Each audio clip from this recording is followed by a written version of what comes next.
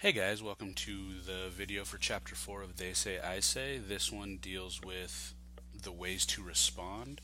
Um, so let's get into it. So the goals of this video, we've got 3 basic ways to respond. We want to talk about that. Anytime you're entering into that conversation, that argument, there's 3 basic ways to respond. And then we're going to give a brief overview over how to respond, what moves you can use in your argument that will help you respond.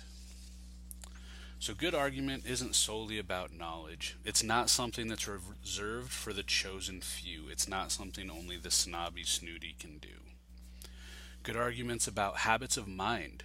They're about moves that can be broken down, analyzed, practiced, and mastered.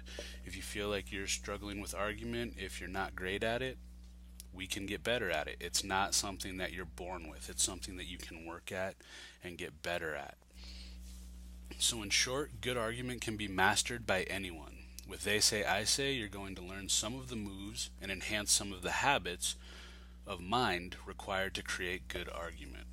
So if you're not great at it now, if you feel like you need to work on it, you can get better. Like I said, it's not something you're born with. It's something you work at. So we've established previously that argument is a conversation that you're entering into, but you have to say something in this conversation. You have to respond some way. How you respond falls into 3 basic categories. You can disagree with something, you can agree with something, or you can agree and disagree at the same time. You can have some combination of both. So the first response we're going to look at is to disagree, but you have to say why. It's not just disagreeing. It's not simple contradiction. You're not just a toddler saying, nuh-uh. You must contribute to the conversation you're entering into, and contradiction's not a contribution. It's a hindrance. It gets in the way. So let's talk about 2 moves that'll help you disagree, but that move you beyond being that toddler and simply contradicting. The first move Graff and Birkenstein identify, they call it the duh move. You use this move when you don't disagree with the other side's point, but with the idea that the point is new or shocking. So if you look in your book in chapter 4, you're going to see an example of this move in an excerpt talking about the Stanford research.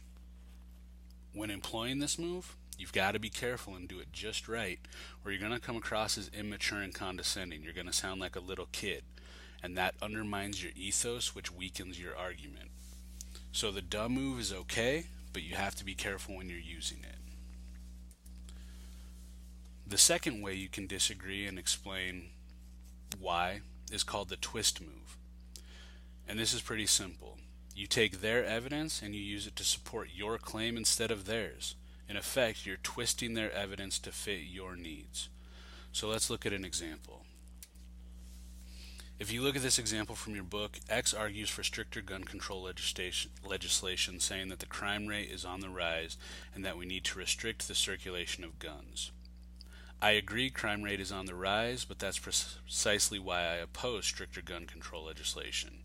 We need to own guns to protect ourselves. So what this person has done is they've taken the idea of the crime rate is on the rise, which is evidence for X's argument that we should have stricter gun control, and they've used that same evidence, yes, the crime rate is on the rise, but to support their point, we need less gun control.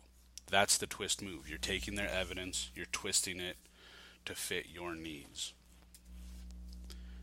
When you're disagreeing, no matter which move you use, whether it's the duh move, whether it's the twist move, whether it's some other move, you must be careful to avoid an ad hominem attack. That's a logical fallacy where you're attacking the speaker instead of interacting with your argument. So you're disagreeing with their position. You're not going after them. You're not making character-based attacks. So let's look at the second way to respond. Agreeing, but with a difference. So your second way to respond is agreement, but it's important you're not just saying ditto. You're not a parrot. If you agree with everything they say, then you're not in a conversation, so there's no reason for you to talk at all. So you must go beyond saying, yeah, what they said. You're agreeing, but there's a slight difference. There's something they haven't considered. There's something you're adding. It's also important to remember that if you're agreeing with person A, then you're probably disagreeing with person C through Z. So there's no reason to not have something new to say. Even if you and I agree, then we disagree with some other people. So there's something for us to say. You can agree, but you're agreeing with a difference. That's the second way to respond. The final way to respond is fairly common in college and college level readings. That way is agreeing and disagreeing at the same time. This is also known as ambivalence. While it's fairly common, this response is difficult to do well. And if it's done poorly, you're going to sound weak and unsure, which undermines your ethos and weakens your argument. So you want to make sure that if you're going with ambivalence, you're very careful and very intentional about how you do it. The most common moves for expressing ambivalence is the yes but or the no but. So you see two examples here. Although I agree with X up to a point, I cannot accept his overall conclusion that blank. Or you flip it. Although I disagree with much of what X says, I fully endorse his final conclusion that blank. This is agreeing and disagreeing at the same time. This is your ambivalence. You agree with some points, you disagree with some points. Like I said, this is pretty common, but you have to do it well. You don't want to say there's some good things, there's some bad things. That makes you sound weak and unsure. And if you're unsure, your argument's weak and I'm not going to believe you. You also have to be careful with ambivalence. It can frustrate an audience and it can undermine your message. You must know who your audience is and what their expectations are. If they're expecting a forceful assertion and you express ambivalence, your message will struggle to gain acceptance.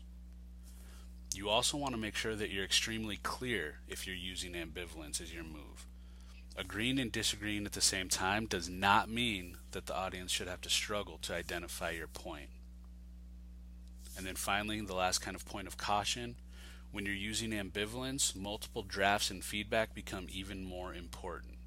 You want to get feedback on your argument. You want to listen to that feedback. If they're saying, I don't really know where you stand, that's a problem. You can agree and disagree at the same time, but it should still be clear where you stand.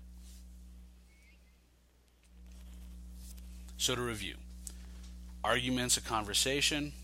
When you're in a conversation, there's three basic ways to respond. You can disagree and explain why. You can agree, but there's some sort of difference.